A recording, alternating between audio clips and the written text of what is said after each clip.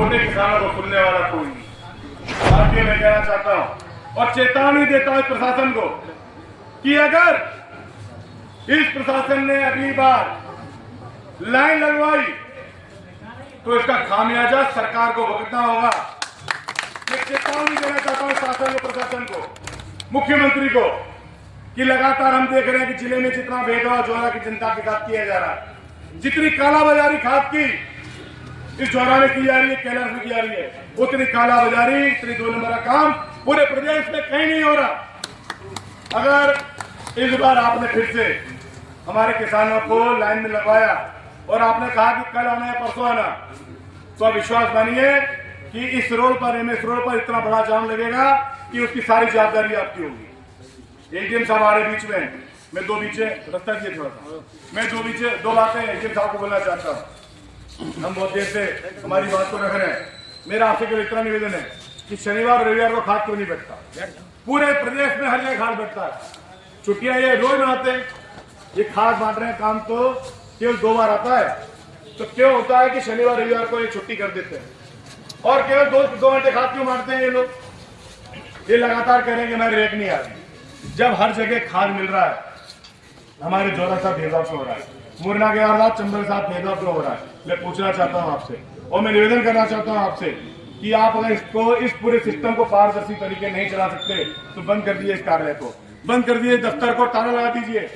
हम देखेंगे कि किस तरीके से खाद बढ़ता है। और अगर एक बोरी की भी खाली कालाबाजारी होगी तो विश्वास मानिए हम सड़कों पर उतरेंगे। इसके जवाबदार आप लोग होंगे।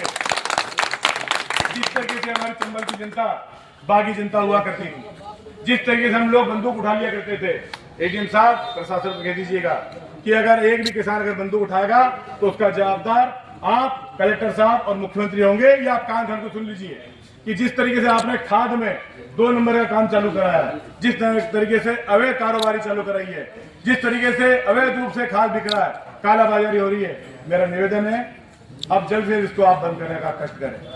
और मैं निवेदन करता हूं आपसे, चूंकि मैं जनप्रतिनिधि हूं, मुझे दायित्व दिया इन लोगों ने आप तक बात पहुंचाने का। मैं आपसे जानना चाहता हूं कि इतनी कालाबाजारी क्यों हो रही है, खाद क्यों नहीं मिल रही?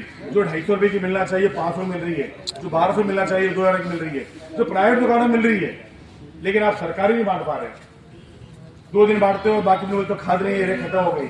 जिस तरीके से जोमेटो नए पा गया, देखिए 10 मिनट में खाना पहुंचा रहे हैं। क्या आप ऐसा कोई सिस्टम नहीं बना सकते कि हमारे किसानों को खाद मिल सके? बस मैं इसी वाले से अपनी बात को विराम दूंगा। और एक ही काउंटर से खाद बिक रही है, आप इसको 4 काउंटर क्यों नहीं करा रहे? नगर पालिका मेरा आपसे निवेदन है, सही 4 करा। एडीएम साहब कहाँ हुए? कल तक तो एक ही काउंटर, कहाँ से बता दीजिए। पक्का है? धन्यवाद है, धन्यवाद आपको उसके लिए। लेकिन अगली बार अगर 2 नंबर की कालाबाजारी होगी, हम निश्चित रूप से सड़कों पर उतरेंगे। और मेरा अनुरोध है, हमारे आओ सब क्या बोल रहे थे?